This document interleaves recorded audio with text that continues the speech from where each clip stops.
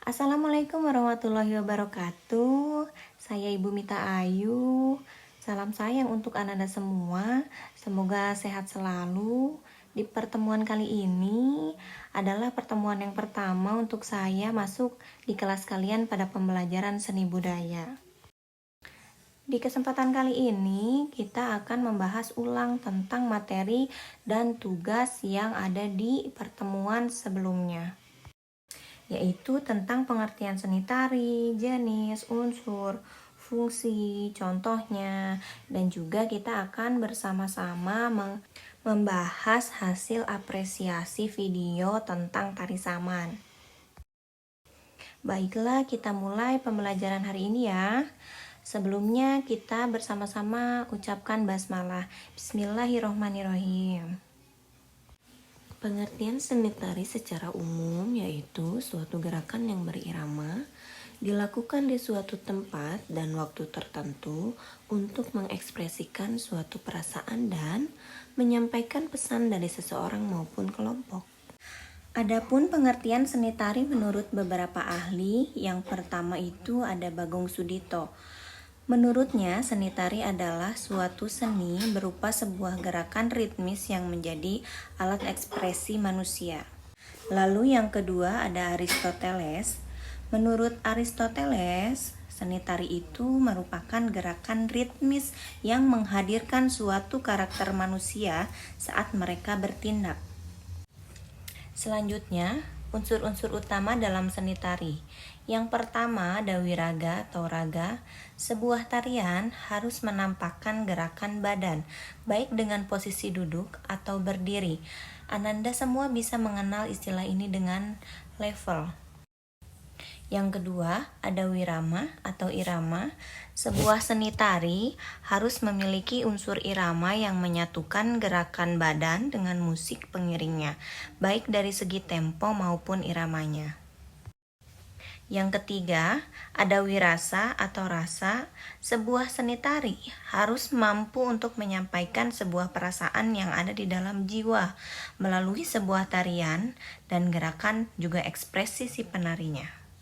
Dalam seni tari pun terdapat unsur pendukungnya. Di antaranya, 1. Ragam gerak. Sebuah tari akan terlihat indah bila seluruh anggota badan berkolaborasi, bukan hanya kaki dan tangan. Kombinasi dari raut muka dan lirikan mata akan menambah daya tarik tersendiri sehingga terlihat lebih estetis. Yang kedua, ada ragam iringan. Suatu tari bisa dinikmati jika diiringi dengan musik yang ritmis dan cocok dengan suatu tarian, sehingga menampilkan paduan yang indah antar gerakan dan musik. Namun, tari akan jauh lebih indah dan dapat dinikmati jika diiringi dengan keluarnya suara dari tubuh si penarinya, baik berupa tepukan, hentakan, maupun teriakan. Kita bisa melihat salah satu contoh tariannya di tari saman. Unsur pendukung seni tari yang ketiga ada rias dan kostum. Sebuah tarian tidak akan lengkap jika tidak memenuhi semua unsur.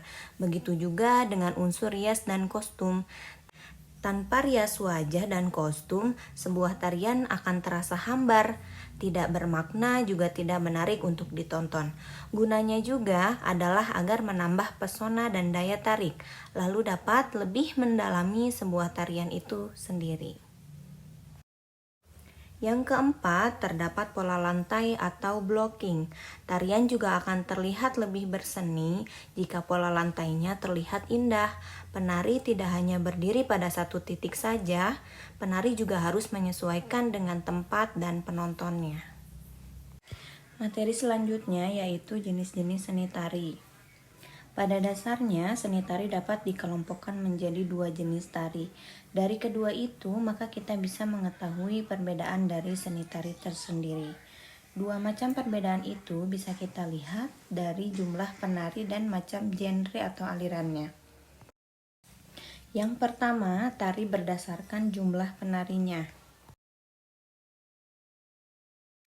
Tari tunggal atau solo yaitu tari yang dibawakan oleh satu orang penari, baik itu penari laki-laki maupun perempuan. Contohnya, tari Gatot Kaca, dan tari Topeng Kelana. Lalu ada tari berpasangan atau duet. Tarian yang dibawakan oleh dua orang penari, baik itu penari laki-laki dengan laki-laki, perempuan dengan perempuan, atau campur laki-laki dan perempuan. Contohnya yaitu tari Zapin dan tari Serampang 12. Lalu ada tari berkelompok atau grup. Tarian yang dibawakan oleh banyak orang atau berkelompok. Penari biasanya lebih dari 2 orang, baik dilakukan dengan laki-laki semua, perempuan semua, ataupun campur laki-laki dan perempuan. Contohnya ada tari saman, tari kecak, tari pakarena, dan lain-lainnya. Jenis-jenis seni tari yang kedua yaitu tari berdasarkan genre atau alirannya. Yang pertama ada tari tradisional. Seni tari tradisional yaitu tarian yang diwariskan dari masa ke masa sejak zaman dahulu yang dilestarikan lalu menjadi budaya di sebuah daerah. Dalam tarian tersebut terdapat nilai, filosofi, simbol, dan unsur religius. Tari tradisional biasanya tidak pernah berubah dari masa ke masa. Dari segi pakaian, tari, rias, kostum, dan tarian itu tersendiri. Karena tarian seperti ini biasanya salah satu tujuannya adalah agar tetap terjaga dan tidak hilang dimakan zaman. Tari tradisional terbagi menjadi 2, yaitu tari tradisional klasik dan tari tradisional kerakyatan. Untuk tari tradisional klasik merupakan tarian tradisional yang dikembangkan oleh kalangan bangsawan istana atau keraton saja. Dikatakan bahwa tarian ini tidak boleh diganti gerakannya. Untuk semua jenis tari tradisional memang tidak bisa diganti gerakannya. Jika tarian tersebut diganti atau hanya sekedar ditambah, yang isi tarian tersebut adalah budaya kerajaan, maka hanya akan merusak nilai sebuah tarian itu sendiri. Walaupun zaman sudah berganti puluhan tahun atau bahkan ratusan tahun lamanya, tarian itu tetap tidak boleh diotak-atik. Ciri tarian tradisional klasik adalah tarian yang bernuansa anggun dan berwibawa, juga jubah dan aksesoris mewah yang dikenakan oleh para penari. Biasanya tarian ini diadakan untuk menyambut sebuah tamu kehormatan dan berkebangsaan. Contoh dari tarian ini adalah tari bedaya serimpi dan tari sanghyang. Setelah tari tradisional klasik, ada tari tradisional kerakyatan. Kebalikan dari tari tradisional klasik, tari tradisional kerakyatan justru dikembangkan dari masyarakat kaum bawah atau rakyat biasa. Berbeda dengan tradisional klasik, tarian yang satu ini gerakannya tidak terlalu baku, bahkan bisa disatupadukan dengan gerakan baru yang lebih menarik. Karena tarian ini tidak harus memiliki syarat yang berbelit untuk melakukannya, dari segi gerakan maupun penampilannya. Tari tradisional kerakyatan biasanya dilaksanakan atau diadakan dalam bentuk upacara perayaan dan sebagai tari pergaulan. Contoh dari tari ini adalah tari jaipong dan tari lilin. Selanjutnya ada tari kreasi baru. Tari kreasi baru adalah sebuah tarian yang dikembangkan oleh seorang koreografer atau disebut juga sebagai penata tari. Seni gerakan yang ditampilkan juga sudah jauh dari kaku.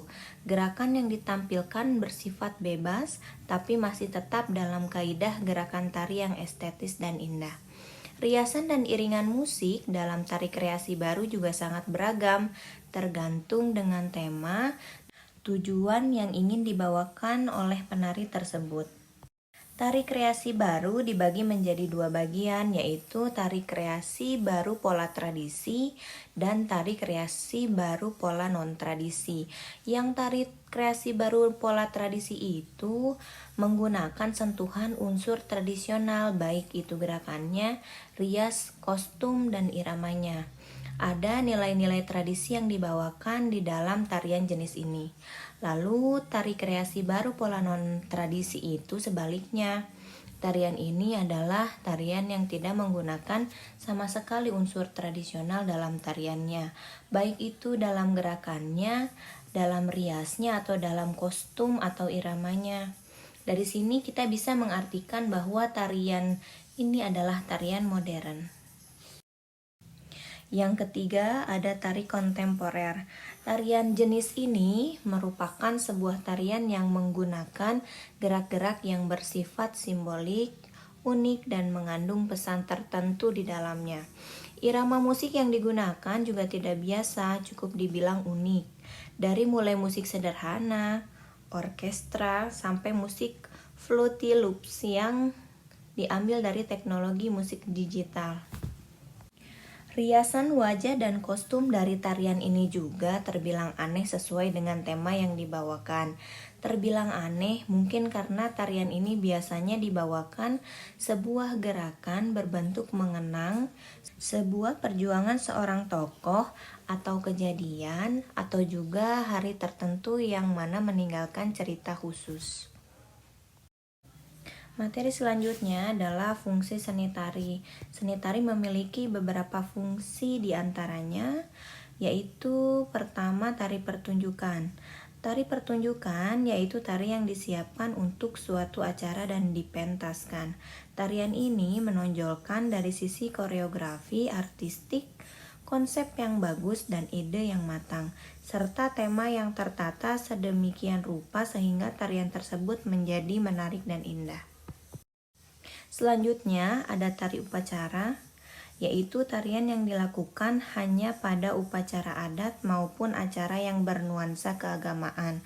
Tarian ini mengutamakan adanya kehikmatan dan komunikasi pada sang pemilik alam. Selanjutnya ada tari hiburan. Tari hiburan yaitu tarian yang diadakan hanya untuk menghibur penonton saja. Biasanya tarian ini dimainkan dengan alunan musik dan irama yang enak didengar. Gerakan tarinya juga bebas dari berbagai macam nilai, tradisi atau adat. Yang terpenting dari tarian ini adalah mampu menghilangkan rasa jenuh para pendengar atau penonton. Selanjutnya ada tari pergaulan. Tari pergaulan yaitu tarian yang dimainkan untuk berinteraksi ke sesama saja. Tarian ini biasanya digunakan untuk saling adu unjuk rasa dalam kesenian. Dalam gerakannya juga terlihat lincah dan memiliki sifat komunikatif, sehingga mampu memberikan interaksi atau timbal balik ke sesama. Yang terakhir ada tari kesenian. Tari ini yaitu tari yang dilaksanakan untuk tujuan pelestarian budaya. Biasanya tarian ini bernuansa tradisional karena menghargai warisan budaya panggilan nenek moyang pada zaman dulu. Tarian ini juga hanya dipentaskan pada saat hari atau momen kebudayaan saja. Selanjutnya kita akan membahas materi tentang apresiasi video tari saman pada pertemuan minggu kemarin. Setelah Ananda semua sudah mempelajari tentang pengertian seni tari, jenis, unsur, fungsi, dan contohnya, di pertemuan selanjutnya Ananda semua diberikan tugas untuk mengapresiasi sebuah video tari yaitu tari saman. Hari ini mari kita bahas bersama-sama untuk hasil apresiasi videonya. Tari saman adalah tarian yang berasal dari Aceh, tepatnya dari suku Gayo. Tarian ini termasuk ke dalam tari tradisional karena mengandung nilai filosofi, simbol, dan unsur religius. Tari saman termasuk ke dalam tarian yang berkelompok atau grup. Mengapa tari saman termasuk ke dalam tari berkelompok? Karena tari saman ditarikan oleh banyak orang atau ditarikan lebih dari 2 orang. Tari saman menggunakan musik internal, artinya musik tersebut berasal dari tubuh si penari sendiri. Untuk pakaiannya pada tari saman, bisa Ananda lihat semua pakaiannya tertutup dan make up tidak terlalu menonjol. Level dalam tarian saman ini menggunakan level tarian rendah atau duduk. Ragam geraknya dominan di tangan. Pola lantai yang digunakan dalam tari saman itu sejajar dari awal sampai dengan akhir tarian. Fungsi dari tarian ini sebagai tari pertunjukan, tari upacara peringatan kelahiran Nabi Muhammad SAW, dan juga bisa menjadi tarian hiburan. Untuk pertemuan hari ini, Ibu cukupkan sekian. Bila ada materi atau pembahasan yang masih kurang mengerti, boleh Ananda semua tanyakan. Semoga tetap semangat untuk mengikuti pembelajaran online dari rumah. Semoga sehat selalu. Sampai bertemu lagi di pembelajaran minggu depan. Wassalamualaikum warahmatullahi wabarakatuh.